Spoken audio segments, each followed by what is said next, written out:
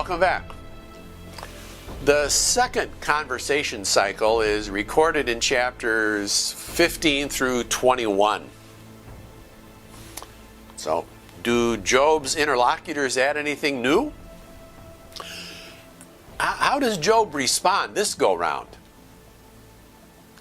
What evidence do you see of Job's increasing frustration? What evidence do you see of Job's unwavering trust in God? Well, Job's pastors hold on to the claim that the suffering is due to sin. That Job is still characterized as a sinful windbag. Look at chapter 15, verses 2 and 3. But watch what Eliphaz does. In verse 4, Eliphaz claims that Job's arrogant. He's being irreverent for even asking God for an explanation. And again, Job's just counseled to fess up. Well, look at chapter 16, verse 2. Job, I think, is getting fed up with this group of sorry comforters, and he turns the windbag epithet back on them. See, even though Job is being sorely tried by God, still, look at 16:19 through 22. God is his only hope. Even now, behold, my witness is in heaven. My advocate is on high. My friends are my scoffers. My eye weeps to God. Oh, that a man might plead to God as a man with his neighbors. For when a few years are past, I shall go the way of no return. Well, between the attacks of the adversary and the consolation of his friends, Job says, my spirit's broken. 17:1. And yet, Job engages in another round with his friends, starting in verse 10. Bildad accuses Job of, essentially, narcissism. And he repeats the charge that this is all because of Job's sin. Look at chapter 18, verse 5 and following. And then in chapter 19, Job, he's feeling harried and tormented by this trio. He's feeling wronged by God.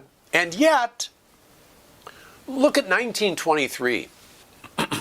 Oh, that my words were written. Oh, that they were inscribed in a book, that with an iron stylus and lead they were engraved in the rock forever. As for me, I know that my Redeemer lives, and at the last he will take his stand on the earth. Even after my skin is flayed, yet my flesh will see God, whom I myself will behold, and whom my eyes will see, not another. My heart faints within me. You see, Job climbs out of the valley of the shadow of death up to the summit based on the realization that his Redeemer is a living Redeemer. Job knows how the drama will end. It's true, there's not much direct attention to heaven and the afterlife in the First Testament as it is in the next. But here's a significant expression of an awareness of and a confidence in immortality. You see, toward the end of the first cycle of the conversation, Job asks God, if a man dies, will he live again? Remember 14:14? And so here in chapter 19, Job answers that question with conviction. I know that my Redeemer lives. And at the last, he will stand on the earth.